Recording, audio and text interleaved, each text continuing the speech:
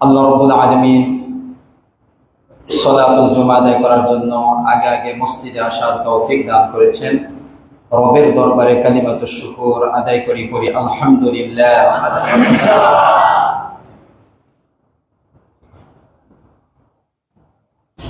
আরবি যে মাস চলতেছে সে মাসের নাম হলো জিলকদ মাস। ইবাদতের একটি মৌসুম শেষ হওয়ার পরে আরেকটি মৌসুম শুরু হয়ে গেছে। ইবাদতের একটি মৌসুম ছিল রমাদান মাস। কি মাস? রমাদান মাস। রমাদান মাসের আগ থেকে এই রমাদান কেন্দ্রিক ইবাদত বন্দেগী শুরু হয়ে গেছিল। রজব থেকে দোয়া আর শাবান থেকে নফল ইবাদত বন্দেগীর মাধ্যমে রমাদানের প্রস্তুতি শুরু হয়ে গিয়েছিল। অর্থাৎ একটি ইবাদতের মৌসুম ছিল সেই শাবান থেকে, শাবান রমাদান, রমাদান শেষ, ইবাদতের একটি মৌসুম শেষ, সাথে সাথেই ইবাদতের আরেকটি মৌসুম শুরু হয়ে গেছে। এক মাস হয়ে আজকে জিলকদ মাসের কয় তারিখ? 10 তারিখ। আলহামদুলিল্লাহ, 1 মাস 10 দিন হয়ে গেছে। বর্তমান ইবাদতের যে মৌসুম চলতেছে সেই মৌসুমের নাম হলো হজের মৌসুম। নাম কি? হজের মৌসুম চলতেছে। হজের মাস, আমরা জানি যে হজ পালন হয় মূলত 5 দিনে। জিলহজ মাসের 8, 9, 10, 11, 12 এই 5 দিনে মূলত হজ। কিন্তু আল্লাহ রাব্বুল আলামিন 3 মাসকে হজের মাস বলেছেন। সূরা বাকারা 197 নম্বর আয়াতে আল্লাহ রাব্বুল আলামিন বলেন, আল হজ্জু আশহুরু মা'লুমাত। হজ নির্দিষ্ট কয়েকটি মাসে আদায় করা হয়। এই নির্দিষ্ট কয়েক মাসের ব্যাখ্যা আল্লাহ রাসূল সাল্লাল্লাহু আলাইহি ওয়াসাল্লাম করেছেন 3 মাস। কয় মাস? শাওয়াল, জিলকদ, জিলহজ। এই 3 মাস হলো হজের মাস। আপনি প্রশ্ন করতে পারেন যে হজ তো হয় মূলত 5 দিনে, কয় দিনে? 3 মাস কেন হজের মাস বলা হইল? এখন তো আমরা 6-7 ঘন্টায় মক্কায় পৌঁছে যাই, ঠিক না? ঠিক বলেন। আগে কি এই সুযোগ ছিল?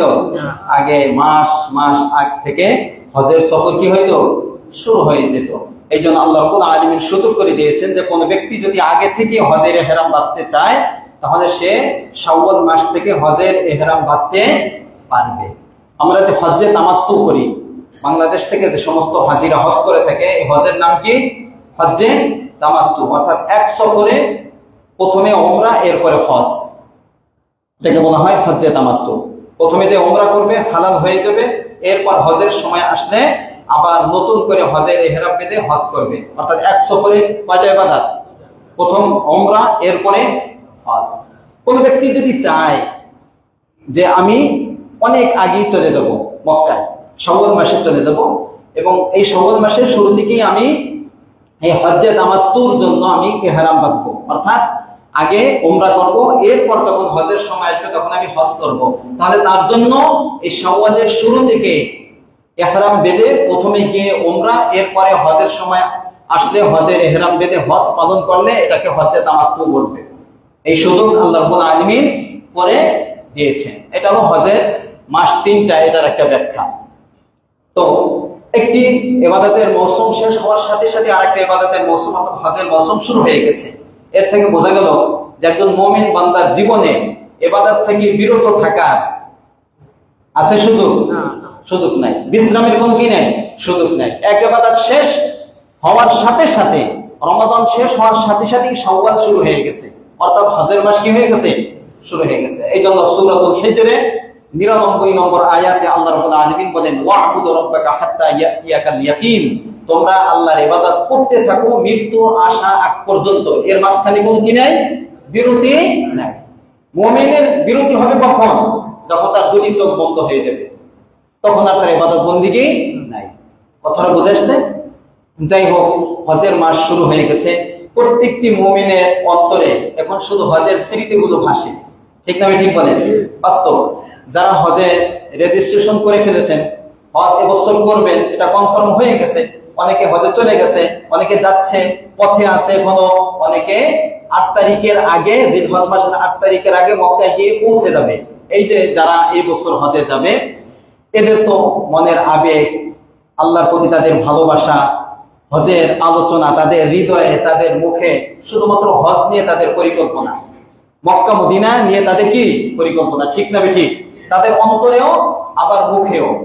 আরেক শ্রেণীর লোক আছে যারা চেষ্টা করছে এবছর রেজিস্ট্রেশন করতে পারে নাই, যেতে পারে নাই, কিন্তু যাওয়ার ইচ্ছা, তাদেরও আফসোস যে আমি এবছর যাইতে পারলাম না, আগামী বছর হায়াত আছে কিনা সেটাও জানি না। তাদের অন্তরেও এই আফসোস বা এই তাদের হৃদয়ে, তাদের অন্তরে শুধুমাত্র হজ এর পরিকল্পনাগুলো তাদের হৃদয়ে ভরতে থাকে, তাদের মুখে আলোচনা, আফসোস যে এই বছর যেতে পারলাম না, ঠিক না ঠিক বলেন? এখানে দুই শ্রেণীর লোক। আরেক শ্রেণীর আমরা যারা আছি, যারা যাচ্ছেও না, রেজিস্ট্রেশন করারও ফিকির নাই।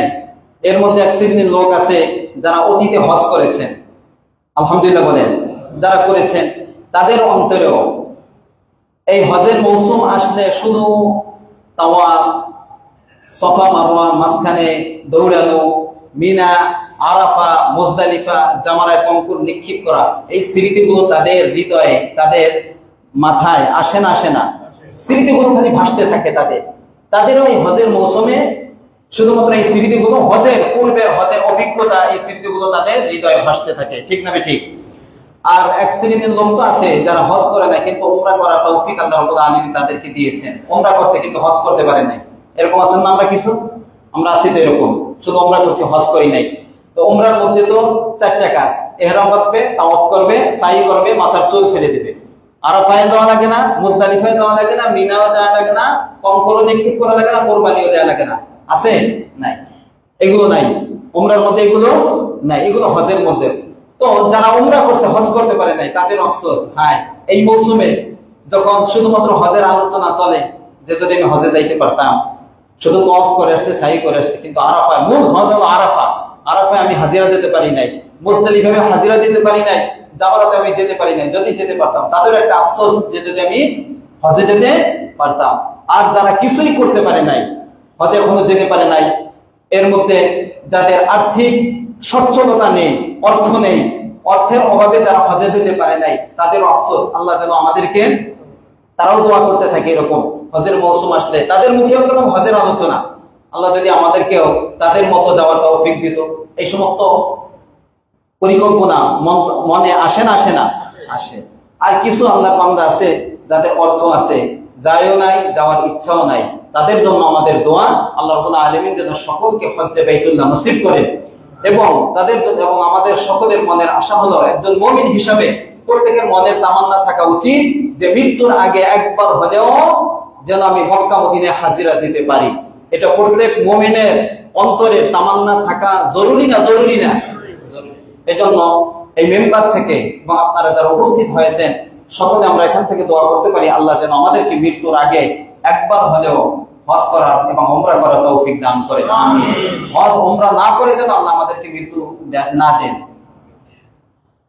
তো হজ আল্লাহ রাব্বুল আলামিন এই হজ কোরআনে আয়াতের মাধ্যমে ফরজ করেছেন।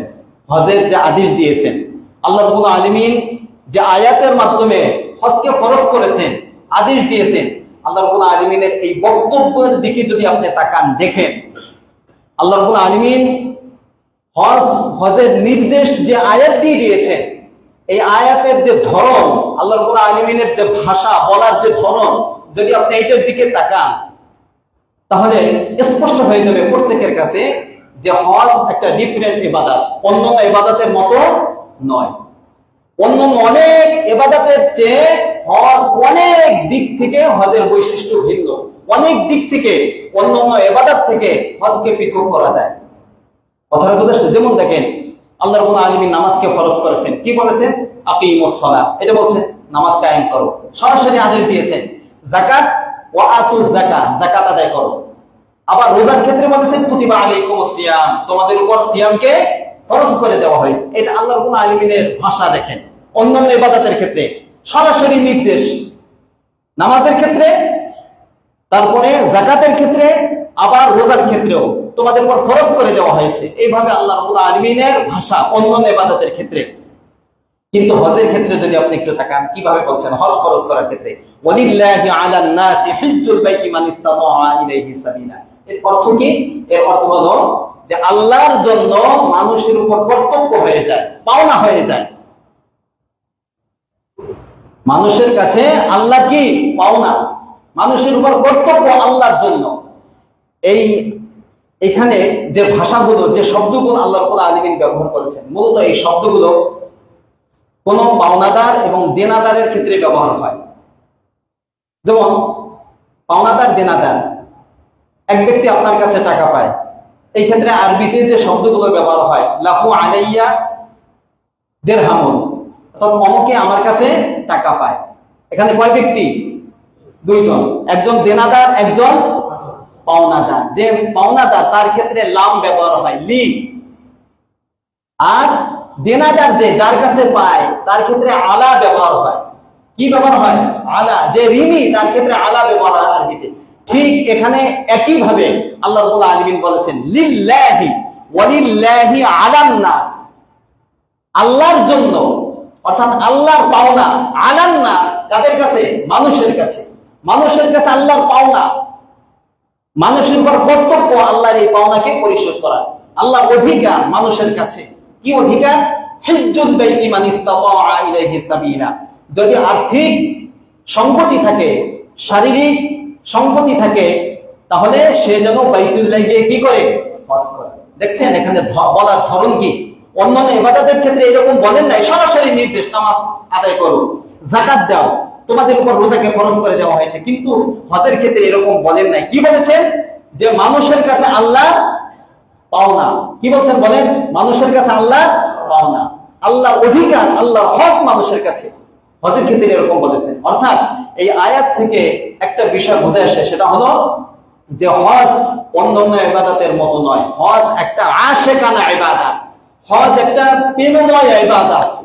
বান্দার সাথে, আল্লাহর সাথে বান্দার একটা ভালোবাসার সম্পর্ক, যেটা হজের মাধ্যমে পরিপূর্ণভাবে কি ওঠে? ফুটে ওঠে। অর্থাৎ বান্দা যখন তার ভালোবাসা নিয়ে মক্কায় যায়, আল্লাহর এই নিদর্শনগুলো যখন সে পরিদর্শন করে, তখন এই পরিদর্শন করার মধ্য দিয়ে আল্লাহর প্রতি বান্দার ভালোবাসা, আবেগ, ঈমান আরো বেশি বৃদ্ধি পায়। এই আয়াত থেকে এটাই বুঝে আসে, যেটা অন্য কোনো ইবাদত থেকে বুঝে আসে না। আচ্ছা, আপনারা বলুন তো, হজ এটা কয় নম্বর রকম? আলহামদুলিল্লাহ, কয় নম্বর রকম? 5 নম্বর রকম। ইসলামের মৌলিক বিধান কয়টা? 5টা। রকম 5টা আপনারা জানেন। দুনিয়ার ইসলাম আলা খামসিন শাহাদাতি আল্লা ইলাহা ইল্লাল্লাহ ওয়া শাহাদাতি আল্লা ইলাহা ইল্লাল্লাহ ওয়া আন্না মুহাম্মাদার রাসূলুল্লাহ ওয়া ইকামিস সালাহ ওয়া ইতাইজ যাকাত ওয়া সাওমি রমাদান ওয়াল হজ্জি মান ইসতাতাআ ইলাইহি সাবিলা। এখানে হজকে 5 নম্বরে নেওয়া হয়েছে। এখন আপনি বলবেন তাহলে হজের গুরুত্ব হয়তো কম, এই জন্য হজকে 5 নম্বরে নিয়েছে। অনেকে এটা বলবেন, অনেকে এটা ধারণা করে যে হজের গুরুত্ব কম, এই জন্য মূলত হজকে সর্বশেষ নেওয়া হয়েছে। আপনারা কি বলেন? বিষয়টা এরকম? বিষয়টা এরকম না। তাহলে কেন হজকে সর্বশেষ নেওয়া হয়েছে? এর অনেক উত্তর আছে। এর একটা উত্তর তো এরকম হতে পারে যে হজ সবার উপর ফরজ হয় না। ঈমান যখন সবার উপর ফরজ, নামাজ সবার উপরে ফরজ, রোজা সবার উপরে ফরজ, আর যাকাতও অধিকাংশ মানুষের উপর ফরজ হয়ে যায় অর্থ থাকলে, ঠিক না? ঠিক বলেন। কিন্তু যাকাত অনেক মানুষের উপর ফরজ হয়ে যায়, কিন্তু হজ সবার উপর ফরজ হয় না। যেহেতু সবার উপরে ফরজ হয় না, এই জন্য এটাকে সবার শেষে নেওয়া হয়েছে। এটা একটা মোটামুটি উত্তর। কিন্তু সবচেয়ে ভালো উত্তর, গ্রহণযোগ্য উত্তর কি? গ্রহণযোগ্য উত্তর হলো যে হজের আগে যে 4টি রুকন, এই 4টি রুকন পালনের মাধ্যমে মূলত একজন বান্দা হজের জন্য প্রস্তুত হয়। একজন বান্দা মূলত হজের জন্য কি হয়? প্রস্তুত হয়। হজের আগে যে 4টা রুকন, ঈমান, নামাজ, যাকাত, রোজা, এই 4টি রুকন ফরজ ইবাদত পরিপালনের মাধ্যমে একজন বান্দা মূলত হজের জন্য কি হইল? প্রস্তুত হয়েছে। এই জন্য হজকে ওই 4টা রুকনের পরে নেওয়া হয়েছে। কিভাবে? একটু না বুঝাইলে বুঝবেন না। যেমন দেখেন কোন ব্যক্তি যখন ঈমান আনে, কি আনে? ঈমান আনে। ঈমান আনা মানে হলো এতদিন তার সাথে, ঈমান আনার আগে এতদিন তার সাথে আল্লাহর কোনো সম্পর্ক ছিল না, সে ছিল আল্লাহর সবচেয়ে বড় শত্রু। একজন কাফের সবচেয়ে আল্লাহর বড় শত্রু, ঠিক না? ঠিক বলে। যখন সে আল্লাহর উপরে ঈমান আনলো, ঈমান আনা মানে হলো সে আল্লাহকে এখন বিশ্বাস করতে শুরু করছে, সে এখন আল্লাহকে চিনেছে। যখন সে আল্লাহর প্রতি ঈমান আনলো, তখন আল্লাহর সাথে তার একটা সম্পর্ক মাত্র কি হয়েছে, শুরু হয়েছে।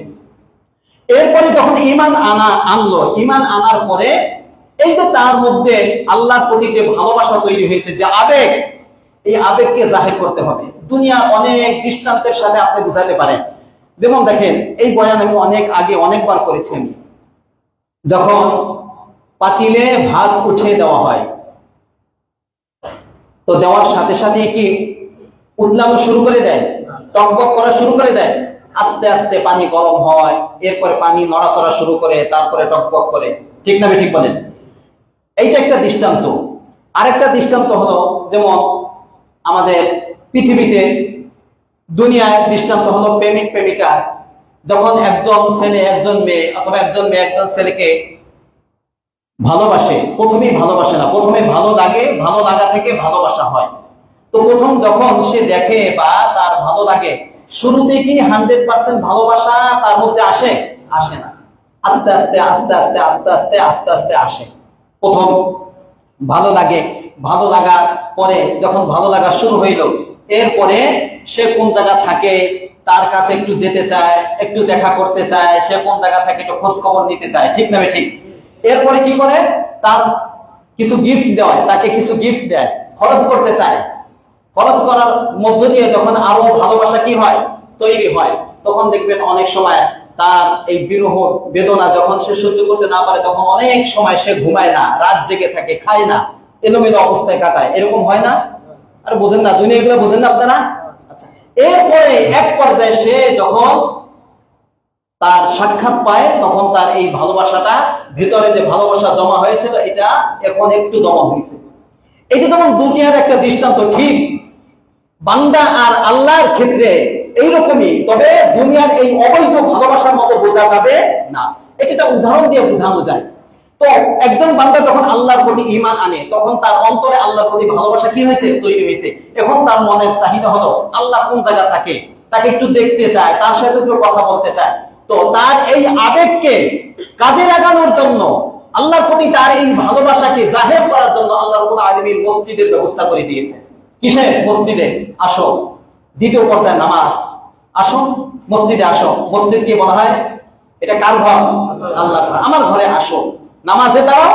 আল মুসাল্লি ইউনাদি রাব্বাহু, একজন মুসল্লি যখন নামাজ পড়ে, দুনিয়ার কোন ব্যক্তির সাথে সে কথা বলে না। কার সাথে কথা বলে? আল্লাহর সাথে। এই ঈমান আনার পরে তার ভালোবাসা যখন বেশি বাড়তে থাকে, একটু বাড়তে থাকে, আল্লাহর সাথে সম্পর্ক হতে থাকে, তখন আল্লাহ বলছে আসো, নামাজের মাধ্যমে তুমি তোমার এই ভালোবাসাকে জাহির করো। এরপর দেখবেন এখন কি করতে চায়, যখন ভালোবাসা নামাজের মাধ্যমে আল্লাহর প্রতি বান্দার ভালোবাসা বাড়ে, তখন এই বান্দা আল্লাহর জন্য বিভিন্ন ভাবে খরচ করতে চায়। চায় না? চায় না? চায়। এই জন্য দান সদকারের ব্যবস্থা করেছেন, দান সদকা করো, এবং যাকাতের ব্যবস্থা করেছেন। কিসের ব্যবস্থা? যাকাতের মাধ্যমে বান্দা আল্লাহর প্রতি তার যে ভালোবাসা, আল্লাহ যে তাকে অর্থ দিয়েছে, এই অর্থ তো সবাই দিতে পারে না। যার অন্তরে আল্লাহর ভালোবাসা আছে সেই দিতে পারে। ঠিক না ঠিক বলেন? এটাই বাস্তব। সবাই তো দান করে না।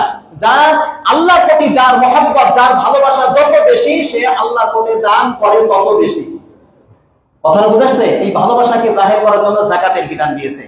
কিন্তু এই ভালোবাসা যখন দানের মাধ্যমে আরো বেশি বাড়তে থাকে, তখন বান্দার মধ্যে একটা অস্থিরতা কাজ করে। সে আল্লাহকে দেখতে চায়, আল্লাহর সাথে সাক্ষাৎ করতে চায় সরাসরি, কিন্তু দুনিয়া সম্ভব না। তখন কি করে? আল্লাহ রাব্বুল আলামিন বলছে তোমার মধ্যে যে এই ভালোবাসা, এই ভালোবাসাকে একটু দমন করার জন্য, একটু কমানোর জন্য আমি তোমাকে আরেকটা ফরজ ইবাদত দিয়ে দিলাম, সেটা হলো রোজা। সেটা কি? রোজা। এই জন্য বান্দা আল্লাহর জন্য সারাদিন না খেয়ে থাকে। এটা কার জন্য? আল্লাহর জন্য। আপনি কারো জন্য পারবেন না এটা।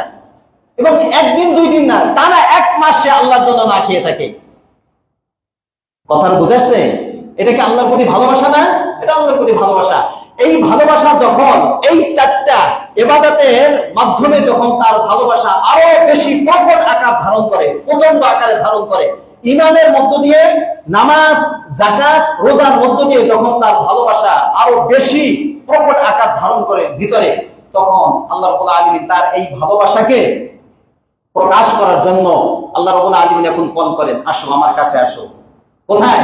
মক্কায় আসো। আল্লাহ রাব্বুল আলামিন ডাক দেয়, এখন আসো, আসো, আমি তোমার জন্য পুরা মক্কায় আমাকে চেনার অনেক নিদর্শন আমি সাজিয়ে রেখেছি। মাশআইর হারাম, মাশআর বলা হয় যার মাধ্যমে আল্লাহকে চেনা যায়। মক্কা বাইতুল্লাহ এটা একটা মাশআর, এর মাধ্যমে আল্লাহকে চেনা যায়। সাফা মারওয়া, তারপরে মিনা, মুজদালিফা, আরাফা, এগুলো সব মাশআইর হারাম। আসো এগুলো আমি সাজিয়ে রেখেছি, এখন আসো এগুলো পরিদর্শন করো, এইগুলোর মাধ্যমে তুমি আমার দিদার পাবে। সুবহানাল্লাহ বলেন। যদিও তুমি দুনিয়ায় আমাকে সচক্ষে দেখতে পারবে না, আমাকে দেখার যে আমূল স্বাদ, আসল স্বাদ, এটা আখিরাতে হবে।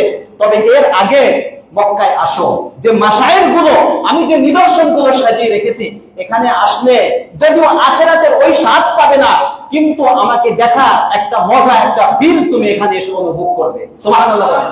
এই জন্য হজ, এই জন্য কি হজটা করতে হবে। এই জন্য মূলত হজকে আগে আনা হয় নাই, হজকে 4টি রকম ফরজ ইবাদতের পরে আনা হয়েছে, যে এই 4টি ইবাদতের মাধ্যমে যখন বান্দা প্রস্তুত হবে, তখন এরপরে সে কি যাবে, হজে যাবে। এইটার উদ্দেশ্য আপনারা এটা বুঝেন না। তাহলে কোন ব্যক্তির জন্য আগে হজ ফরজ হয়ে যায়, তাহলে সে কি আগে হজে যাবে না? কথা বলেন, যাবে না? যাবে না, এটা যাবে। এটা একটা উদাহরণ দিয়ে বোঝানো হইলো মূলত এটা। তো হজ এটা ভালোবাসা ছাড়া কোনো ব্যক্তি যদি হজে যায়, আল্লাহ ভালোবাসা তার হৃদয় যদি না থাকে, তাহলে এই হজটা ততটা আল্লাহ রাব্বুল আলামিনের দরবারে কবুল হয় না, অতটা মজাও পাওয়া যায় না। আচ্ছা, তাহলে আমরা কি বুঝতে পারলাম? হজটা মূলত কি? হজটা হলো বান্দা এবং আল্লাহর সাথে যে সম্পর্ক, এই সম্পর্ক প্রকাশ করার সবচেয়ে মোক্ষম এবং সবচেয়ে সুবর্ণ একটা সুযোগের নাম হলো, এবং ইবাদতের নাম হলো কি? হজ। দেখেন, এই হজ দুনিয়ায় আল্লাহ রাব্বুল আলামিন আমাদেরকে সৃষ্টি করেছেন, আমাদের ভিতরে ন্যাচারাল স্বভাবগত একটা অভ্যাস দিয়েছেন, একটা জিনিস দিয়েছেন, সেটা হলো ভালোবাসা। দেন নাই? ভালোবাসা। প্রত্যেক মানুষের হৃদয়ে ভালোবাসা আছে না নাই? এটা আল্লাহ রাব্বুল আলামিন দিয়ে, এটা সৃষ্টিগতভাবে ভালোবাসা আছে। এই ভালোবাসা মূলত একটাই।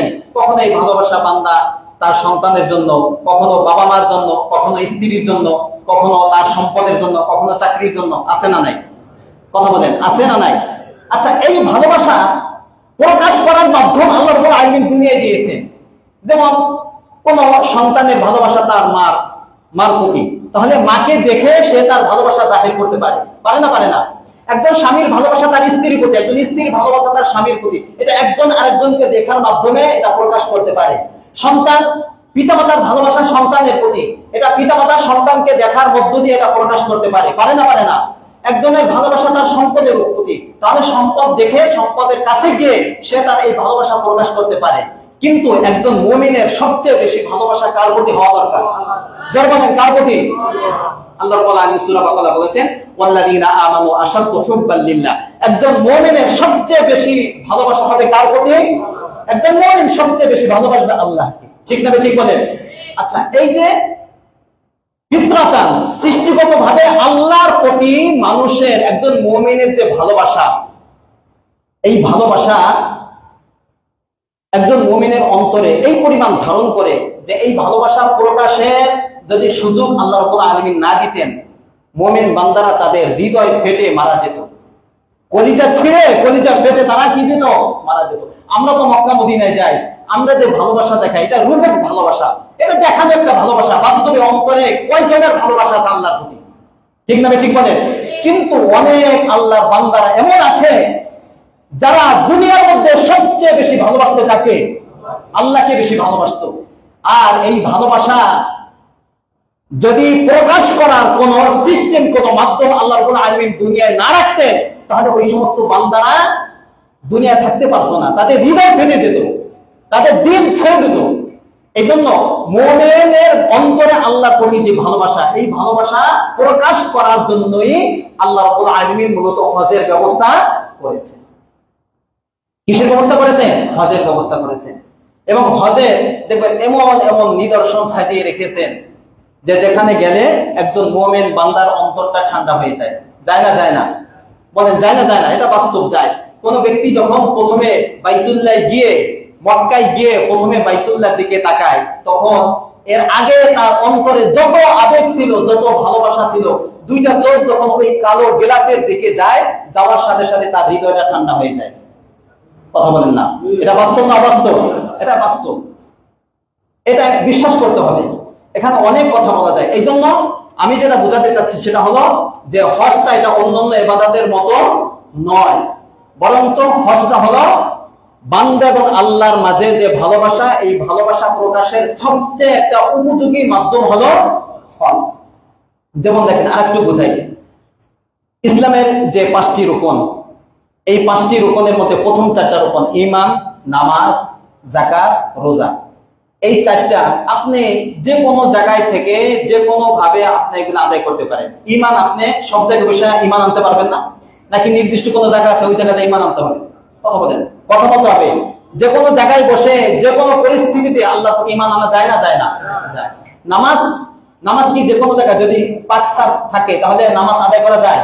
মসজিদেও যায়, ঘরেও যায়, জমিনেও যায়, সব জায়গায় নামাজ আদায় করা যায় যে কোনো ভাবে। আপনার শুধু সতর ঢাকা থাকলেই হবে নাকি? কথা বলেন, সতর ঢাকা থাকলে আপনি যে কোনো পোশাকে, যদি পোশাকটা পবিত্র থাকে, সব জায়গায় যে কোনো জায়গায় যে কোনো ভাবে আপনি আদায় করতে পারেন। পারেন না? পারেন না? আচ্ছা, এটা বোঝেন। এরপরে যাকাত, যে কোনো জায়গায় যাকাত দেওয়া যায় না? যায় না? নির্দিষ্ট কোনো জায়গা আছে যাকাত দেওয়া হবে, ওই জায়গায় যাই আপনাকে যাকাত দিতে হবে। রোজা আপনি দুনিয়ার যে কোনো প্রান্তে বসে, যে কোনো জায়গায় বসে আপনি আল্লাহর সন্তুষ্টির জন্য আপনি রোজা রাখতে পারেন, এর জন্য কোনো নির্দিষ্ট সিস্টেম নাই। কিন্তু হজ, ভালো করে বোঝেন, কিন্তু হজ না। আপনি হজের নিয়ত করছেন, আল্লাহ রাব্বুল আলামিন বলেন এখন আর ওই 4টা ইবাদতের মতো কাজ হবে না। এখন শুরু থেকে শেষ পর্যন্ত আমি রব যেভাবে বলবো সেভাবে তোমাকে আদায় করতে হবে। তুমি হজের নিয়ত করেছো, বাস তোমার ব্যবসা বাণিজ্য, তোমার ঘর বাড়ি, সন্তান সন্ততি, স্ত্রী, পিতামাতা সব ছেড়ে দাও। আজকে নামাজ পড়ার জন্য পিতামাতা ছাড়া লাগে, সন্তান সন্ততি ছাড়া লাগে, ঈমান আনার জন্য ছাড়া লাগে না, যাকাত দেওয়ার জন্য ছাড়া লাগে না, ব্যবসা বাণিজ্য কোনোটাই ছাড়া লাগে না, সব জায়গায় বসে নামাজ আদায় করা যায়। ঘরে বসে পিতামাতার সামনে, সন্তানের সামনে নামাজ আদায় করা যায়, ঈমান আনা যায়, যাকাত দেওয়া যায়। হজ না, হজের উদ্দেশ্যে তুমি রওনা হবা, সব কিছু তুমি ছেড়ে দাও। এমনকি তোমার শরীরে যে পোশাক আছে এই পোশাকটাও তুমি খুলে ফেলো। কথা বলেন, ভালো করে বোঝেন। পোশাক অন্যান্য কোন ইবাদতের মধ্যে এটা দেখবেন না, তোমার পোশাক যে আছে পোশাকটা খুলে ফেলো। এই জন্যই হজকে মৃত্যুর সাথে তুলনা করা হয়। তার সাথে মৃত্যুর সাথে তুলনা করা হয়। মৃত্যু যখন কোনো ব্যক্তির হয়ে যায় তখন তার শরীরের সমস্ত, তার ধন সম্পদ, বাচ্চা কাচ্চা, সন্তান সন্ততি, স্ত্রী, তারপর পরিবার পরিজন সবকিছু ছেড়ে যেরকম চলে যায়, ঠিক হজেও সবকিছু ছেড়ে চলে যায়। মিল আছে না নাই? একজন ব্যক্তি যখন মারা যায় তার শরীর থেকে সব পোশাকগুলো খুলে ফেলা হয়, 3টা পোশাক তাকে পরানো হয়, সাদা পোশাক। কোন ব্যক্তি যখন হজে যায় তারও শরীরে যত দামি পোশাক থাকুক না কেন খুলতে হবে, খুলে ফেলো। কয়টা পোশাক পরতে হবে? মিল আছে না নাই? আছে। আচ্ছা, বলছে এখন আর এটা চলবে না, এখন তোমার সমস্ত পোশাক খুলে ফেলো।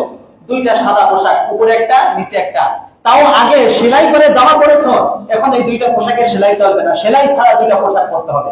দেখেন, এই সবগুলো অন্যান্য ইবাদত থেকে আলাদা না, এক, ভিন্ন, পুরো ভিন্ন। আল্লাহ রাব্বুল আলামিন বলেন তোমার পায়ে এখন এর আগে দামি দামি জুতা তুমি পরতে, কোনো জুতা পরা যাবে না, খুলে ফেলো জুতা। মূলত খালি পায়ে যাওয়া উচিত ছিল, কিন্তু খালি পায়ে গেলে তো ক্ষতি হবে, পায়ের ক্ষতি হবে, অনেক রোদ, অনেক তাপ সহ্য করতে পারবো না। এই জন্য বলছে জুতা পরার অধিকার আছে, তবে ফিতাওয়ালা জুতা, উপরে ঢাকা যাবে না, স্বাভাবিক 100-150 টাকা দামের একটা জুতা।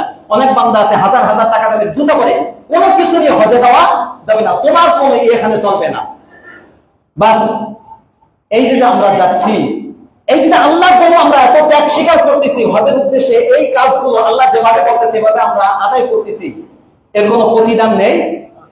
আল্লাহ রাব্বুল আলামিন বলেন তুমি যে হজের উদ্দেশ্যে রওনা দিয়েছো, তোমার প্রতি কদমে এক একটা নেকি লেখা হবে এবং এক একটা গুনাহ মাফ হবে, এক একটা মর্যাদা বাড়িয়ে দেওয়া হবে। সুবহানাল্লাহ। এভাবে যখন যাইতে থাকে, আর এরপরে আল্লাহ রাব্বুল আলামিন বলেন যে এর আগে যে ইবাদতগুলো আছে, নামাজ, তুমি যখন নামাজে দাঁড়াও তখন কোরআনের যে কোনো সূরা দিয়ে তুমি পড়তে পারো। সূরা ফাতিহার পরে যে কোনো সূরা পড়া যায় না, কোনো নিষেধ নাই। কিন্তু তুমি যে হজের উদ্দেশ্যে আমার কাছে আসবে, আমি তোমাকে কল করছি, ডাক দিয়েছি, আমার সাথে দেখা করার জন্য আসবে, এখন আর তোমার শিখানো বা মন করা কোনো কিছু বলবে সেটা হবে না। আমি রব যেটা বলেছি আমার হাবিবের মাধ্যমে যেটা জানিয়ে দিয়েছি, শুধুমাত্র তোমার জবান দিয়ে ওইটাই বের হবে, আর কিছু বের হবে না। সেটা কি? লাব্বাইক আল্লাহুম্মা লাব্বাইক, লাব্বাইক লা শারীকা লাকা, লাব্বাইক ইন্নাল হামদা ওয়ান নি'মাতা লাকা ওয়াল মুলক লা শারীকা লাক। এইটা ছাড়া অন্য কিছু বললে হবে? দেখছেন, এই লাব্বাইক বলবে। আল্লাহ রাব্বুল আলামিন বলে, আল্লাহ রাসূল বলেন লাব্বাইক বলে কোন ব্যক্তি, কোন মুমিন ব্যক্তি যখন হজের উদ্দেশ্যে রওনা হয় আর এই তালবিয়া বলতে থাকে, লাব্বাইক বলতে থাকে, তখন তার দুই পাশে যত গাছ-গাছালি, যত বিল্ডিং আছে সবকিছু পূর্ব থেকে মাশরিক থেকে মাগরিব পর্যন্ত যত তার দুই পাশে, তার চারপাশে যত ধরনের গাছ-গাছালি, লতা পাতা, ইট, বিল্ডিং আছে না কেন সবকিছু তার সাথে তালবিয়া পড়া শুরু করে দেয়। সুবহানাল্লাহ বলেন। এইভাবে যখন বান্দা যেতে থাকে, দেখেন এইগুলা সব, তাহলে বোঝা গেল অন্যান্য ইবাদতের চেয়ে হজটা একটু ভিন্ন না, এক ভিন্ন। এরপর যখন বান্দা যখন বাইতুল্লাহ যায়, বাইতুল্লাহ যাওয়ার পরে যখন দেখবেন আমরা গিয়ে কি করি, আমাদের মুআল্লিমরা হোটেল ঠিক করে রাখে, আসেন হোটেলে ওঠেন, এরপরে ফ্রেশ হন, তারপরে আপনি বাইতুল্লাহ গিয়ে নির্দিষ্ট সময় বা অনেক সময় নিয়ে তারপরে গিয়ে আপনি তওয়াফ করেন, আপনার কাজ শেষ করেন। কিন্তু একজন মুমিনের অন্তরে যে ওই যে ভালোবাসা, যে একটা ইবাদতের মাধ্যমে তার হৃদয় ভালোবাসা জমে আছে, যে ভালোবাসা জাহির করার জন্য সে মক্কায় এসেছে, সে যখন মক্কায় পৌঁছায় তখন তার হৃদয়ে একটাই তামান্না থাকে, কখন আমার দুই চোখ দিয়ে ওই কালো বিলাসটা আমি দেখবো। ঠিক না ঠিক? এই জন্য অনেক বান্দা আছে না, আমি হোটেলে যাবো না, আমি প্রথমে গিয়ে কোন কাজ করবো, আমি তওয়াফ করবো, প্রথমে গিয়ে আল্লাহর ঘরটা দেখবো। তার হৃদয়ে ওই যে আল্লাহর প্রতি যে ভালোবাসা, এটা সব কন্ট্রোল করে রাখতে পারে না। এরপরে যখন সে দৌড়ে এসে মসজিদে হারামে ঢোকে, প্রথমেই যখন ওই কালো ঘরটা দেখে, তখন এত সময় তার হৃদয়ে যে অনেক আবেগ ছিল, ভালোবাসা ছিল, এটা এই কালো ঘরটা দেখার সাথে সাথে এখন কি হয়ে গেছে, ঠান্ডা হয়ে গেছে। বলে না ঠিক ঠিক বলে, এটা বাস্তব যারা গেছেন তারা এটা অনুমান করতে পারেন, এছাড়া কেউ অনুমান করা সম্ভব না এটা। এরপরে শুধু আমি এসে আল্লাহ ঘরটা দেখলাম, কি লাভ কি? আল্লাহ বলেন দেখার সাথে সাথে তুমি যতক্ষণ ধরে তাকিয়ে থাকবে, যতক্ষণ ধরে তাকিয়ে থাকবে, তোমার প্রতি আল্লাহর পক্ষ থেকে 20টা রহমত বর্ষিত হতে থাকবে। সুবহানাল্লাহ। আর কোন ব্যক্তি যখন বাইতুল্লাহ দেখার সাথে সাথে কোন দোয়া করবে, ওই দোয়ার সাথে সাথে আল্লাহ রাব্বুল আলামিন কবুল করে নেয়। সুবহানাল্লাহ। এরপরে আল্লাহর প্রতি তার যে ভালোবাসা, এই ভালোবাসাকে জাহির করার জন্য এখন বাইতুল্লাহ চারপাশ দেশে ঘুরতে থাকে। কি করতে থাকে? ঘুরতে থাকে, চারপাশ দিয়ে ঘুরতে থাকে। এই ঘোরাটা কি? আপনি দেখবেন ইবাদতটা, এই হজটা কোন দেখানো কোনো ইবাদত না। হজের মতো কোনো ইবাদত আপনি পাবেন না। নামাজ যেরকম করি, সিজদা দেই, এই করি, এটা একটা ইবাদত। যাকাত দেই, অর্থ দেই, এটা একটা ইবাদত। কিন্তু হজের মধ্যে মূলত কোনো ইবাদত পাবেন না। কথা বলেন, বোঝেন কিছু? হজের মতো কোনো ইবাদত, এই যে ঘুরতেছি, এটা কি ইবাদত?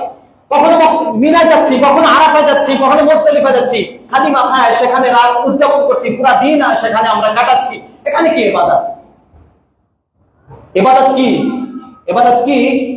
ইবাদত মূলত আল্লাহর আদেশ মানার নাম হলো ইবাদত। ঠিক না ঠিক বলেন?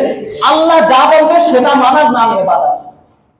এই জন্য হজের ক্ষেত্রে আসলে অনেকের বিবেকে ধরে না, যুক্তিতে ধরে না, যার কারণে বলে এই সময় অপচয় করার জন্য এত অর্থ খরচ, শুধুমাত্র হজে অর্থ খরচ, সময় অপচয়, এটা অযৌক্তিক, এটা যুক্তিতে ধরে না, যার কারণে তারা হজকে অস্বীকার করে। নাউজুবিল্লাহ বলেন। আল্লাহর হুকুম, আল্লাহ যা বলছে সেটা করার নামই কি? ইবাদত। আল্লাহ বলছে তওয়াফ করো, তওয়াফ করতে হবে। আল্লাহ বলছে মিনায় যাও, মিনায় যেতে হবে। যখন বান্দা মিনায় যাওয়া, হাজিরা যখন মিনায় যায়, তখন সে যদি বলে যে আমি মিনায় যাব না, আমি বাইতুল্লাহ 1 রাকাত নামাজ পড়লে 1 রাকাত নামাজের সওয়াব হয়, আমি মিনায় যাব না, আমি বাইতুল্লাহ বসে বসে নামাজ পড়ব, হবে? জোরে হবে? আরাফায় যাও না জানি, কোন ব্যক্তি বলছে আরাফায় যাব না, বাইতুল্লাহ বসে বসে নামাজ পড়লে 1 রাকাত নামাজের সওয়াব হবে, আমি বাইতুল্লাহ বসে বসে নামাজ পড়ব, তার এই যুক্তি কাজে লাগবে? হবে? তার হজ হবে না, তার ইবাদত হবে না। বরঞ্চ আল্লাহ যখন যেভাবে যেটা করতে বলবে এটা করার নাম কি? ইবাদত। এই জন্য তওয়াফ করে, এই তওয়াফটা মূলত আল্লাহর, এই যে আমরা যে তওয়াফ করি, এখানে গভীরে ঢুকলে আর বলা যাবে না, যাই হোক, এই তওয়াফ করার মাধ্যমে সে মূলত আল্লাহকে পেতে চায়। কাকে পেতে চায়? আল্লাহকে, আল্লাহকে দেখতে চায়। মূলত এই বাইতুল্লাহ এটা মূলত কিছু না, এটা একটা পাথরের ঘর। এই বাইতুল্লাহ মূলত আল্লাহর তাজাল্লি আছে। কি আছে? আল্লাহর তাজাল্লি আছে। এই বাইতুল্লাহর নাম কি? বাইতুল্লাহ, এই ঘরটার নাম বাইতুল্লাহ। অর্থাৎ এই ঘরের সম্পর্ক কার সাথে করেছে? আল্লাহর সাথে করার কারণে, যে এটা তো পাথরের ঘর, এটার কোনো মূলত এটার কোনো দাম নাই। এই জন্য ওমর ফারুক রাদিয়াল্লাহু তাআলা আনহু যখন বাইতুল্লাহ চারপাশ দিয়ে ঘুরতেন, যখন মুলতাজিম জড়িয়ে ধরতেন, হাজার আসাদের চুমু খাইতেন, তখন তিনি সবাইকে শুনিয়ে শুনিয়ে বলতেন, হে পাথর, তোমার কোনো ক্ষতি করারও শক্তি নাই, উপকার করারও শক্তি নাই, তুমি কিছুই না, তবে তোমাকে জড়িয়ে ধরি, তোমাকে চুমা দেই, তোমার চারপাশ দিয়ে ঘুরি। এটা কেন? আমার হাবিব সাল্লাল্লাহু আলাইহি ওয়াসাল্লাম তিনি ঘুরেছেন, তিনি চুমু খেয়েছেন, তিনি জড়িয়ে ধরেছেন, আর আমার রব আদেশ করেছেন। তো আমার রবের ভালোবাসা, আমার হাবিবের ভালোবাসা প্রকাশ করার জন্য আমিও এই কাজটা করি। সুবহানাল্লাহ বলেন। এই জন্য এটাই ভালোবাসা জাহির করে। এরপরে বান্দা এই ভালোবাসা তখনও কমে না। এরপরে তওয়াফ করার পরে সে মাকামে ইব্রাহিমের পিছনে যায়, নামাজ পড়ে। যে এইখানে মাকামে ইব্রাহিম, অর্থাৎ মাকামে ইব্রাহিমটা হলো ইব্রাহিম আলাইহিস সালাম যে পাথরের উপর দাঁড়িয়ে বাইতুল্লাহ নির্মাণ করেছেন, ওই পাথরে ইব্রাহিম আলাইহিস সালামের পায়ের একটা ছাপ লেগে আছে। ওই পাথরটা রাখা আছে, ওই পাথরের পিছনে গিয়ে তওয়াফের পরে 2 রাকাত নামাজ পড়া লাগে, এটা ওয়াজিব নামাজ। এই বান্দা এখন চিন্তা করে যে দেখি আল্লাহ এই বাইতুল্লাহ যে হজ কেন্দ্রিক যে সমস্ত ইবাদত, এটা মূলত ইব্রাহিম আলাইহিস সালাম, ইসমাঈল আলাইহিস সালাম, হাজেরা আলাইহিস সালাম এদের অনেক স্মৃতি এখানে আছে। তারা অনেক পাগলামি করেছে, ওইটা আল্লাহ রাব্বুল আলামিনের কবুল হয়ে গেছে, ওইটাই ইবাদত হিসাবে আমাদেরকে দিয়ে দিয়েছেন, ওইটার নামই হলো হজ। তো মুমিন চিন্তা করে যে যাই ইব্রাহিম আলাইহিস সালামের যে পায়ের চিহ্ন যেখানে আছে এর পিছনে গিয়ে 2 রাকাত নামাজ পড়ি, দেখি সেখানে রবকে পাওয়া যায় কিনা। সেখানে গিয়ে নামাজ পড়ে, সেখানে গিয়ে কোন ব্যক্তি নামাজ পড়ে দোয়া করলে ওই দোয়ার সাথে সাথে আল্লাহ রাব্বুল আলামিন কবুল করে নেন। কথাটা বুঝছেন? এরপরে যায় সে সফা মারওয়ায় গিয়ে তাকে বাইতুল্লাহর দিকে তাকাইতে হয়, মারওয়ায় গিয়ে তাকে বাইতুল্লাহর দিকে তাকাইতে হয়, মাঝখানে দৌড়ায়। এইখানে মাঝখানে সফা মারওয়ার মাঝখানে যে দৌড়ানো লাগে, এটা কার থেকে আসছে? হাজেরা আলাইহিস সালাম তার সন্তানকে বাইতুল্লাহর পাশে রেখে তিনি পানির খোঁজে কখনো সফায় উঠতেন, কখনো মারওয়ায় উঠতেন। মাঝখানে তার সন্তানকে দেখা যেত না, এই জন্য তিনি এই জায়গাটা একটু বেশি দৌড়াইতেন। এই জন্য যারা পুরুষ তাদেরকে সেখানে একটু বেশি দৌড়াইতে হয়। উপরে সবুজ বাতি আছে, তো এখানে দৌড়াইতে থাকে। যে এখানে দেখি দৌড়ানোর মাধ্যমে সফায় উঠে সে আবার বাইতুল্লাহর দিকে তাকায়, মারওয়ায় উঠে আবার সে বাইতুল্লাহর দিকে তাকায়। যে দেখি এখানে দৌড়ানোর মাধ্যমে সফায় মারওয়ায় উঠে আমার রবকে পাওয়া যায় কিনা। এই জন্য তার ভালোবাসা, যেহেতু এখনো রবের দিদার সে পায় নাই, আল্লাহকে দেখতে পায় নাই, দেখার যে চেষ্টা করতেছে, হজের দর্শনই এটা, এভাবে করতে থাকে। এক পর্যায়ে আল্লাহ রাব্বুল আলামিন বলেন আসো মিনায় আসো। কোথায় আসো? মিনায় আসো। 8 তারিখে সে মিনায় যায়। মিনায় সে 5 দিন 5 রাকাত 5 ওয়াক্ত নামাজ সে সেখানে পড়ে। মিনায় গিয়ে সেখানে আল্লাহকে খুঁজতে থাকে। এরপর আল্লাহ রাব্বুল আলামিন বলেন আসেন আরাফায় আসো। আরাফা আল্লাহকে চেনা, আল্লাহকে পাওয়ার সবচেয়ে বড় মাধ্যম হলো আরাফা। সুবহানাল্লাহ বলেন। অর্থাৎ আরাফার দিন আল্লাহ রাব্বুল আলামিন সমস্ত ফেরেশতাদেরকে নিয়ে গর্ব করতে থাকে যে এরা এলোমেলো চুলে, পায়ে জুতা নেই, ভালো পোশাক নেই, এখানে কেন আসছে? এখানে তারা কেন আসছে? আল্লাহ রাব্বুল আলামিন ফেরেশতাদের জিজ্ঞাসা করে, আল্লাহ আপনাকে পাওয়ার জন্য আসছে, গুনাহ মাফের জন্য আসছে। আল্লাহ রাব্বুল আলামিন বলেন যাও, তারা যে উদ্দেশ্যে এসেছে গুনাহ মাফের জন্য, জাহান্নাম থেকে মুক্তির জন্য, তাদেরকে গুনাহ মাফ করে আমি জাহান্নাম থেকে মুক্তি দিয়ে জান্নাতের ব্যবস্থা করে দিলাম। এই জন্য হাদিসের মধ্যে আসছে, সহিহ বুখারীর হাদিস, আরাফার দিন যত বান্দাদেরকে আল্লাহ রাব্বুল আলামিন জাহান্নাম থেকে মুক্তি দেন, অন্য কোন দিন এত পরিমাণ লোককে, বান্দাকে জাহান্নাম থেকে মুক্তি দেন না। সুবহানাল্লাহ। এই পরিমাণ। তো দেখেন এই জায়গা সে আল্লাহকে পাওয়ার জন্য খালি মাথায়, পায়ে জুতা নেই, এলোমেলো চুল, গোসল নেই, খালি ময়দানে দাঁড়িয়ে দাঁড়িয়ে সে 2টা হাত আসমানের দিকে উপরে উঠিয়ে শুধুমাত্র কান্না কাটি আর আল্লাহকে চায়। এরপরে তখন ওই আল্লাহকে পাওয়ার যে তৃপ্তি, এটা যখন মিটে না, তখন সে আল্লাহ বলে আসো মুজদালিফে আসো। কোথায় আসো? মুজদালিফে আসো। সারা রাত সে কাটায়। যখন ফজরের রক্ত হয়ে যায়, আল্লাহ রাব্বুল আলামিনের আদেশ, এখন এখানে বসে বসে আমাকে ডাকতে থাকো, এই ডাকার মাধ্যমে তুমি আমাকে পাবে। এরপরে যখন রাতটা শেষ হয়ে যায়, সকাল হয়ে যায়, আসো মিনায় আসো। বান্দা যখন মিনায় আসে, মিনায় এসে কি করে? কঙ্কর নিক্ষেপ করে। আমরা মনে করি যে এখানে মূলত শয়তান আছে, এই জন্য অনেকে কি করে? জোরে জোরে কঙ্কর নিক্ষেপ করে। বাস্তবে এখানে কোনো শয়তান নেই। আছে শয়তান? আছে? এখানে কোনো শয়তান নেই। আল্লাহ রাব্বুল আলামিনের একজন খলিল ইব্রাহিম আলাইহিস সালাম আল্লাহকে পাওয়ার জন্য শয়তানকে এখানে কঙ্কর নিক্ষেপ করেছিল। ঠিক না? ঠিক বলেন। শয়তান তাকে ধোঁকা দেওয়ার চেষ্টা করেছিল, শয়তানকে সে কঙ্কর নিক্ষেপ করেছিল।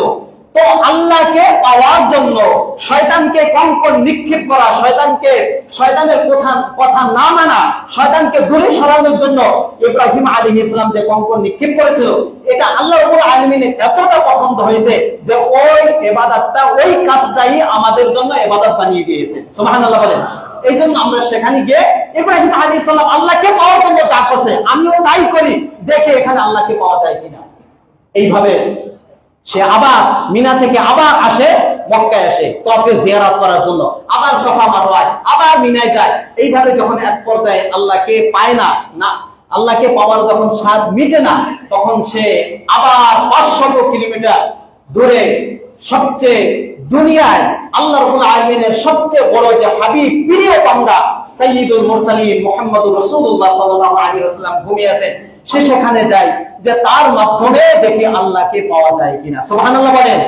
এই জন্য অনেক আল্লাহর বান্দা আছে, যখন হজ শেষ হয়ে যায় তখন সে ওই রওজার কাছে না গিয়ে সে আসতে পারে না দেশে।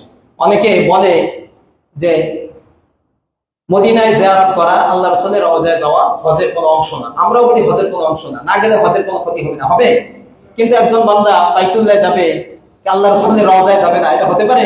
এই জন্য আল্লাহর অনেক আশিক ছিল, তারা নিজেকে বরদাস্ত করতে পারে নাই। তারা এই ভালোবাসা জাহির করার জন্য দৌড়িয়ে এসে মক্কা থেকে মদিনায় গিয়েছে। এর মধ্যে একজন আল্লাহ বড় একজন বান্দার নাম হলো আব্দুর রহমান জামি। এর ঘটনা আপনারা অনেক জানেন, অনেক শুনেছেন। সে মক্কা হজ করার পরে, সময় নাই, মক্কায় হজ করার পরে মদিনায় যাবেন, প্রিয় হাবিবের দরবারে যাবেন, কি হাদিয়া নিয়ে যাবেন? কয়েকটা কবিতা লিখছেন, কয়েকটা কবিতা। এই কবিতা গিয়ে তিনি রওজায়ে আতহারের পাশে দাঁড়িয়ে তিনি এই কবিতাগুলো পাঠ করবেন। রওনা দিয়েছেন। যখন রওনা দিয়েছেন, রাত হয়ে গেছে।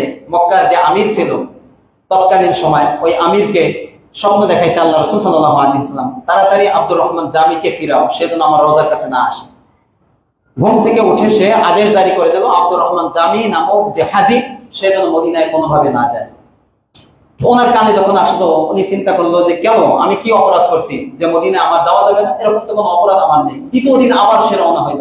আবার ঘুমের মধ্যে আল্লাহ রাসূল তাকে স্বপ্ন দেখালেন যে তোমাকে না বলছে আব্দুর রহমান জামি যেন আমার মদিনায় না আসতে পারে, আমার রওজার কাছে না আসতে পারে, সে তো রওনা দিয়ে গেছে। আবার আদেশ জারি করলো যে আব্দুর রহমান জামিকে খুঁজে বের করো এবং তাকে যেতে নিষেধ করো, সে যেন মদিনায় না যায়। এটা যখন আব্দুর রহমান জামি আবার দ্বিতীয় দিন জানতে পারলেন, তখন সে চিন্তা করলো যে আমি এইভাবে যেতে পারবো না।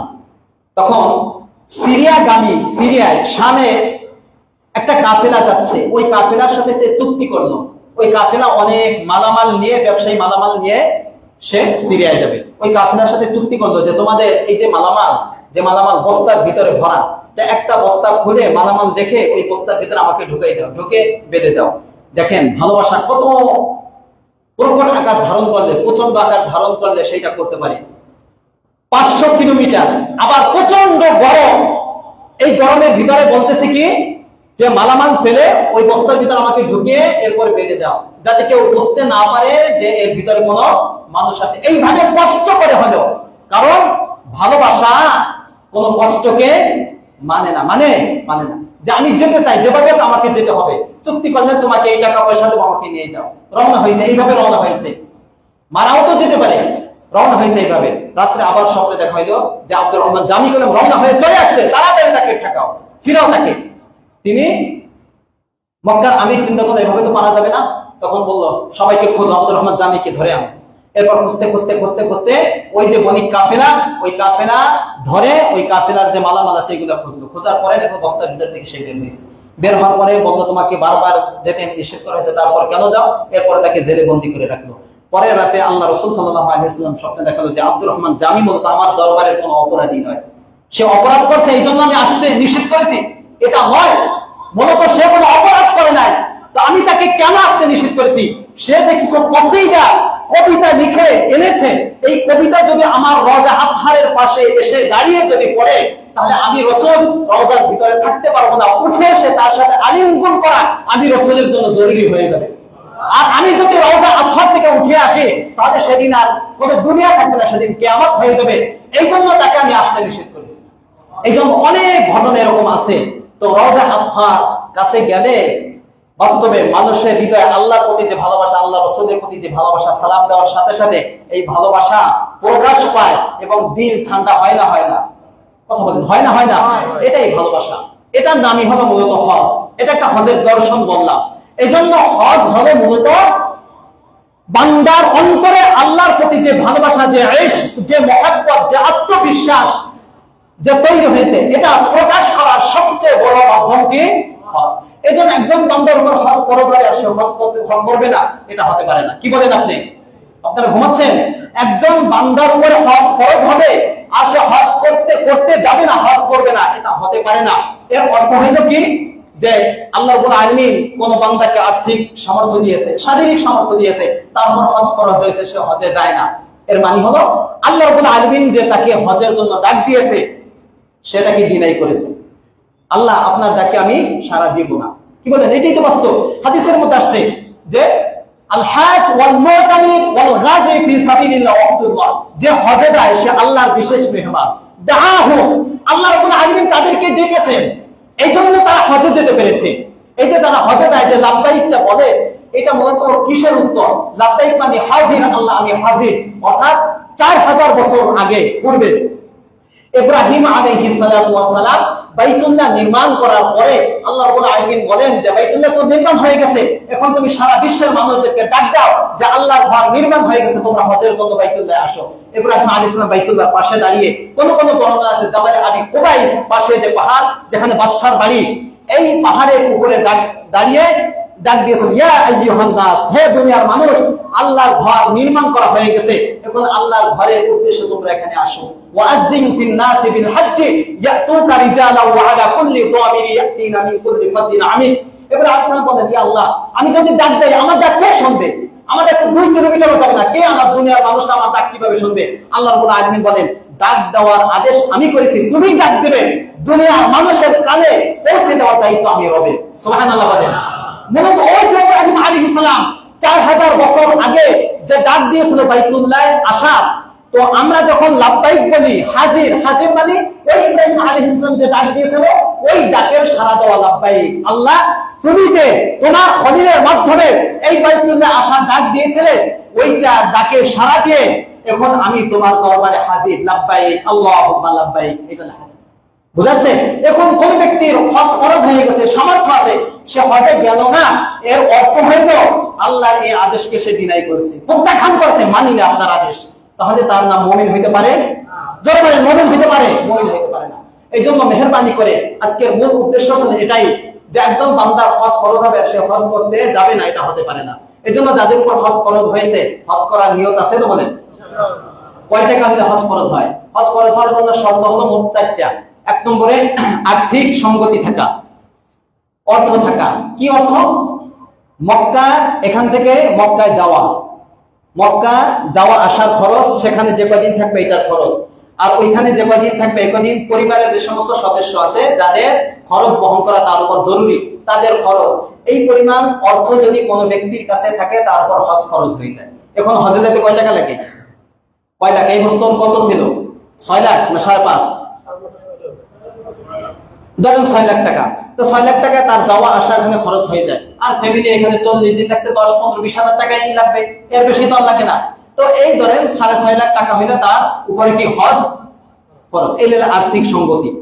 শারীরিক যদি সে সুস্থ থাকে, তার হাত পা চোখ অন্ধ না থাকে, অর্থাৎ সে যদি প্লেনে বসার মতো তার সামর্থ্য থাকে, শারীরিক এই সুস্থতা যদি তার থেকে প্লেনে বসতে পারে, মোটামুটি যেতে পারে, তাহলে তার উপর হজ খরচ। এটা শারীরিক সক্ষমতা। আরেকটা হলো কোনো প্রতিবন্ধকতা না থাকা, রাস্তা নিরাপদ হওয়া। যেমন করোনার সময় আপনার টাকাও ছিল, শারীরিক সক্ষমতাও ছিল, কিন্তু সরকার বলছে যেতে পারবেন, আপনি যেতে পারবেন, রাস্তা নিরাপদ না। এই 3টা শর্ত। মহিলার জন্য আরেকটা শর্ত হলো তার সাথে মাহরাম থাকতে হবে। কি থাকতে হবে? মাহরাম। পুরুষের জন্য 3, মহিলার জন্য আরেকটা 4। এই 4 শর্ত যদি পাওয়া যায় তাহলে তারপর হজ ফরজ হয়ে যায়। অর্থাৎ এই যে হজের 3টা মাস, শাওয়াল, জিলকদ, জিলহজ, এই 3 মাসের মধ্যে কার কাছে যদি, কোন ব্যক্তির কাছে যদি এই পরিমাণ অর্থ থাকে, তাহলে তার উপর হজ কি হয়ে যায়? ফরজ হয়ে যায়। হ্যাঁ, মহিলার ক্ষেত্রে টাকা লাগবে ডাবল। পুরুষের ক্ষেত্রে যদি 6.5 লাখ লাগে, তাহলে মহিলার উপর হজ ফরজ হওয়ার জন্য লাগবে 13 লাখ। কত লাখ? 13 লাখ। কারণ মহিলার উপর অতিরিক্ত আরেকটা জরুরি শর্ত আছে, সেটা হলো তার সাথে মাহরাম যেতে হবে। তা মাহরাম যাবে কি মাহরামের টাকা খরচ করে? না। তোমার উপর যদি হজ ফরজ হইতে হয়, তুমি যদি যেতে চাও, তাহলে তুমি তো যাবে, তোমার সাথে মাহরাম নিয়ে যেতে হবে, এটা শরীয়তের আদেশ। এই জন্য মাহরামের খরচ মহিলাকে দিতে হবে। কাকে দিতে হবে? মহিলাকে দিতে হবে, এছাড়া মহিলার উপর হজ ফরজ হবে না। এখন এটা তো মোটামুটি এই সমস্ত ব্যক্তিদের উপর হজ ফরজ আপনারা বুঝলেন। এখন আপনি প্রশ্ন করবেন যে হুজুর এত টাকা তো আমার নাই, কে বলছে আপনার নাই? একটু না বুঝলে বুঝবেন না। অনেক ব্যক্তির উপর আছে হজ ফরজ হয়েছে কিন্তু আমরা জানি না। অনেক ব্যক্তির উপর যাকাত ফরজ না কিন্তু হজ ফরজ, এটা বুঝেন? এটা জানেন যাকাত ফরজ না অনেকের উপর, কিন্তু কি ফরজ? হজ ফরজ।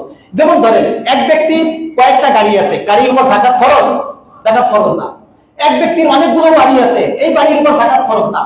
এক ব্যক্তির অনেক পদ আছে, অনেক জায়গা আছে, জমি আছে, স্থাবর সম্পত্তি আছে, ওই ব্যক্তির উপর যাকাত ফরজ না। কিন্তু তিন সূরাতে ওই ব্যক্তির উপর হজ ফরজ। কিভাবে হজ ফরজ? এক ব্যক্তির ধরেন জায়গা আছে, যে জায়গার কিছু জায়গা দিয়ে তার পরিবারের আয় ব্যয় সব কি চলে যায়, আর কিছু জায়গা আছে যে জায়গাগুলো এমনি পড়ে থাকে, এগুলো লাগে না। তাহলে এই জায়গাগুলো বিক্রি করে যদি এই 6.5 লাখ টাকা সমপরিমাণ জায়গা তার থাকে অতিরিক্ত, যেটা তার কোনো প্রয়োজনে ব্যয় হয় না, তাহলে ওই ব্যক্তির ওই জায়গা বিক্রি করে তাকে হজ দিতে হবে। কারো দুইটা গাড়ি আছে, একটা গাড়ির অর্থ দিয়ে তার পরিবারের সমস্ত খরচ চলে যায়, আরেকটা গাড়ির অর্থ এমনি থাকে। তাহলে এই গাড়ির দাম যদি আপনার 6.5 লাখ পরিমাণ হয় তাহলে তার উপর হজ ফরজ। এক ব্যক্তির দুইটা বাড়ি আছে, এক বাড়ির ভাড়া দিয়ে চলে, বা 10টা রুম আছে, 5টা রুমের ভাড়া দিয়ে চলে, আর 5টা রুম অতিরিক্ত থাকে, এই ভাড়া লাগে না, তার অতিরিক্ত খরচ এটা। তাহলে শরীয়ত বলছে এই রুমের ভাড়া যদি 6.5 লাখ টাকা পরিমাণ হয়ে যায় তাহলে বিক্রি করে তোমাকে হজ দিতে হবে। এখন এই আশেপাশে আপনাদের যে বাড়ি আছে এর 1% বিক্রি করলে কত লাখ টাকা হবে? প্রথম বলেন, বুঝেন তাই? এই জায়গায় যে জায়গা আছে 1% বিক্রি করলে 6.5 লাখ টাকা হবে না বেশি হবে? আপনার উপর কয়েকবার হজ ফরজ হয়ে আছে, চিন্তা করেন আপনার উপর। এই জন্য নিয়ত করেন হজ যাবেন তো ইনশাআল্লাহ। বলেন এখানে একটা জরুরি মাসালা বলি। আগে ধরেন এর থেকে 15, 16, 20 বছর আগে চিন্তা করেন, তখন হজের খরচ কত ছিল? বলেন 1 লাখ, 1.5 লাখ, 1.5 লাখ। আমি তো দেখছি 1 লাখ, 1.5 লাখ, 1.5 লাখ এরকম ছিল না? ওই সময় কোন এক সময় যদি এই পরিমাণ টাকা, যে ওই সময় ওই বছর হজে যাইতে যে পরিমাণ টাকা লাগবে, ওই বছর যদি এই 3 মাসে আপনার কাছে ওই পরিমাণ টাকা থাকে, যদি থেকে থাকে, তাহলে আপনার উপর ওই সময় হজ ফরজ হয়ে আছে। ওই যে হজ ফরজ হয়ে গেছে, এখন যদি অর্থ নাও থাকে আপনাকে হজে যেতে হবে। জরুরি মাসালা মনে রাখবেন। এই জন্য কোন এক সময় যখন হজের টাকা ছিল 1 লাখ, 1.5 লাখ, 1.5 লাখ, 2 লাখ, 3 লাখ, তখন যদি ওই সময় 3 মাসে যদি এই পরিমাণ টাকা আপনার কাছে যদি থেকে থাকে, তাহলে ওই সময় আপনার উপর হজ ফরজ হয়ে গেছে। আপনি বলবেন হুজুর এখন তো 6 লাখ, এখন তো এত টাকা আমার নাই। আপনি ওই সময় জান নাই কেন? কথা বলেন, আপনি ওই সময় কোন এক সময় যদি আপনার উপর হজ ফরজ হয়ে যায়, এই হজ আর বাতিল হবে না। মৃত্যুর আগে যত টাকা হোক না কেন আপনাকে সেই ফরজ হজ আদায় করতে হবে। আপনি বিলম্ব কেন করলেন? তখন কেন গেলেন না? কথা বুঝাচ্ছে? আবার অনেকে এখন কি করে, হজের চেয়ে এখন উমরায় বেশি যায়। কি মনে করে যে উমরায় গেলে হজ আদায় হয়ে যাবে? কি বলেন? জোর বলেন, উমরায় গেলে কি ফরজ হজ আদায় হবে? হাজার লক্ষ উমরা করলেও একটা ফরজ হজ আদায় হবে? এই জন্য এই চিন্তা বাদ দিন। যার উপর বাস্তবে হজ ফরজ, সে তাকে হজ ফরজ হজ আদায় করতে হবে। এখান থেকে নিয়োগ করেন যে আমি আমার উপর হজ ফরজ। এই যে মাসালা বললাম আপনি জেনে ফেলছেন যে কার উপর হজ ফরজ।